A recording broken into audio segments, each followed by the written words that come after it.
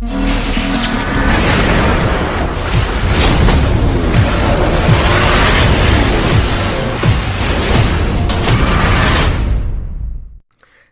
and gentlemen, boys and girls, children of all ages, of course, I'm your favorite random man, Future King of YouTube, Terrence was in the building today, and how you guys doing? Welcome back to my marathon of the Resident Evil films. And before we get on, thank you guys for being patient with me for trying to get this back up. I had another test again, the passing of my grandmother. Thank you guys so much for being there and your patience. I said, no, it's like patience. So thank you guys again. Just want to let everybody know I will be covering the Resident Evil CGI movies on a later date. I still want to do those. I think those are the best movies I have seen based off Resident Evil, by far the best. But so let's talk about Extinction, because the timeline is really wonky, man. You know, you think about it, because in Resident Evil 2 we got introduced to Leon and Claire. Then in Apocalypse we got introduced to Jill, the movie version. Then in 3, Jill comes back into the film, but in Extinction, excuse me, comes back and introduce us Claire. So we're as it may be, guys. But the movie it had a 45 million budget, but in the box office they got 149.9 million back. So obviously it did what it needed to do. The cast that's definitely come back is Mila Jovovich as Alice, Ali later as Claire Redfield. Those Ali from House on Haunted Hill. Then just TV shows like Heroes. Ian Glenn comes back as Dr. Alexander Isaac. Ashanti comes in as Nurse Betty. Mike Else comes back as Elder to reprise his role. Oda Fair comes back as Carlos Overa. I'm going to say his name right. And Jason O'Mara, who's Albert Wesker. I know he did all that. Okay, that is. He did Justice League. Well, he was Batman. Did not know that. Oh, did not know he was Batman. Oh, yeah, because he was definitely Agents of Shield.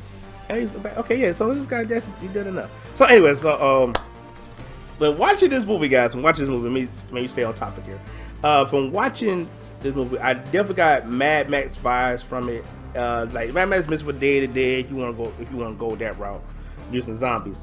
But it's my take was when it's good to give us classic characters. Cause like in this one, we got Claire, we got Tyrant. That's my phone going off. We got Claire, Tyrant, the Crows coming in. Carlos is also coming back, as I mentioned before. The problem is how you introduce these classic characters in, and how they did it wasn't. I think that's what really, well, for me in my eyes, that's what kind of really hurt it, because you giving us Alice, but now Alice got powers, but the characters that we all know and love are taking the protagonist characters anyway, because that we know and love are taking a back seat for Alice, and I think this is what really hurts the overall arc in all the Resident Evil movies. I'm gonna probably mention this again when I get to the other 3, but I feel like H1 could have been good, but anyways, I'm gonna say it until I get to my last movie. But here we go. Like pretty much, Alice pretty much recaps what happened in Resident Evil Apocalypse, so that way she can set storyline. Like the virus got out. Don't explain how the virus got out. No, it did explain that like it normally does. This how the virus got out. Pretty much like within. I say within weeks. I think it's weeks or months. I can't remember off the top of my head. Excuse me. I know I'm doing a review about this. The virus pretty much made the Earth a barren wasteland, and we also get a scene where Alice is waking up in the mansion again, and it's like what's going on here? It's like so like she wakes up, she dodges the laser traps, and she managed to dodge the this guillotine that's kind of blending in with the whole hospital area when she get into it. But then as she does that, she get ready to leave, then a trap pops up shooting like machine guns, kill Alice. Come to find out, this is just a clone Alice. Then these Umbrella guys tosses Alice clone right out of the area, and we see like like hundreds, maybe millions of clones getting killed. And basically, so after they show that scene, Alice, she gets tricked to helping these people, but it was nothing but cannibals, and one of the dudes try to rape Alice. Alice kills one of the guys, then later kills the other dude using the Dobermans. And this is where we get to the point where Alice trying to look through this book, saying that Alaska is a safe place. But the funny thing about this, Chris was supposed to come back. Chris was supposed to introduce in this movie, pretty much saying Alaska is safe, but it wasn't. Chris was never mentioned. I believe they took him out. Then at one point we switched to Carlos and Carlos and Claire. Claire getting played by Allie later. So was like, so pretty much they go to this motel, make sure it's safe for her convoy. And the crazy thing is, Jill was supposed to come be in this. Jill was supposed to lead the convoy, not Claire. As they wanted her, they wanted to see her going to come back as Jill, but it's like, no, they want to reintroduce us. They want to introduce more new characters. So hence Claire. They also got Wesker in. But at one point the zombie attacked LJ, and he managed to kill him. And so it's like, this part kind of bothers me. Like, you get bit by a zombie, he got actually bit on his chest, and he's like, man, I don't want anybody to know. Man, you are not just you're just not a hazard. You are a likable threat for the whole convoy. But we go on, then we see Isaacs trying to domesticate zombies, or these super zombies, I should say. I guess because they got super strength and they actually run, I guess. I don't know what they call them, super zombies or super killers, whatever you want to call them. But it almost worked, but it failed. It's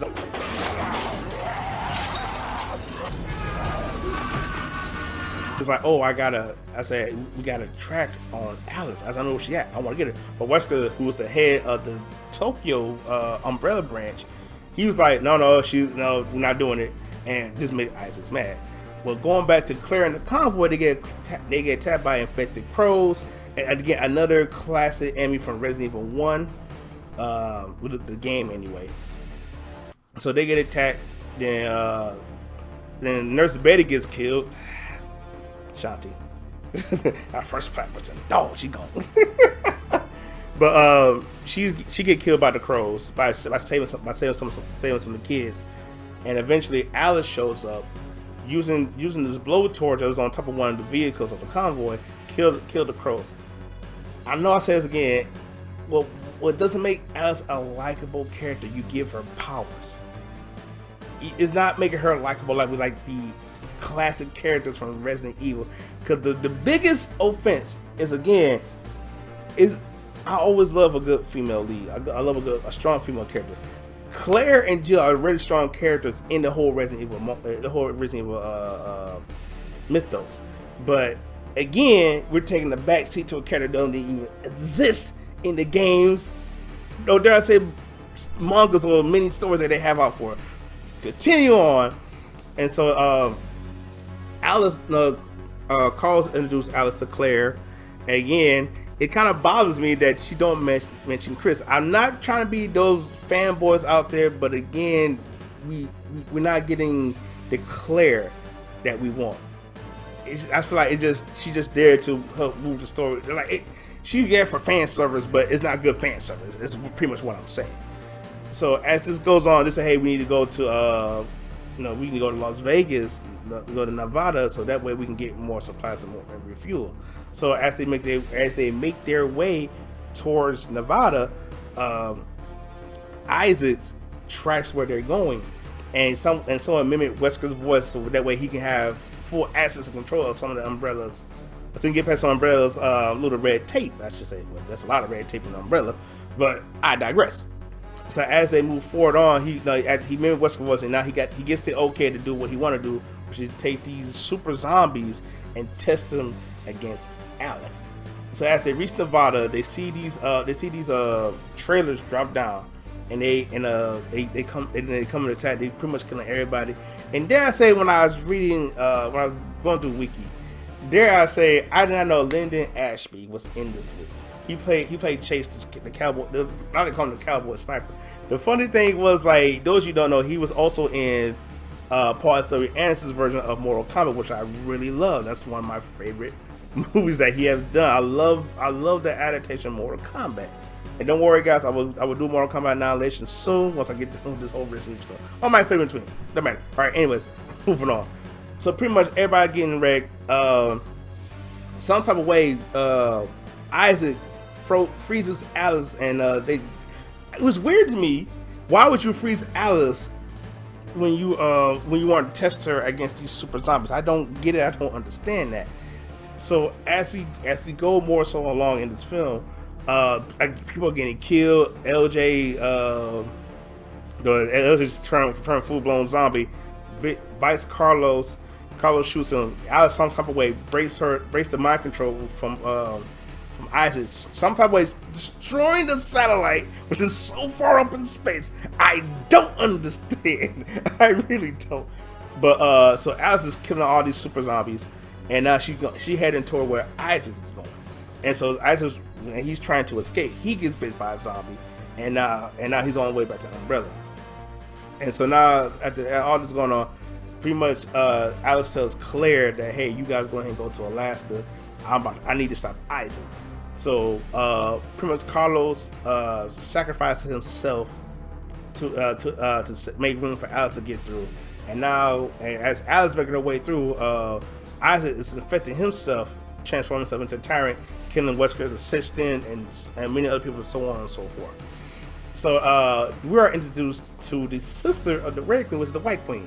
No, not Emma Frost, the White Queen of the movie. I'm just saying.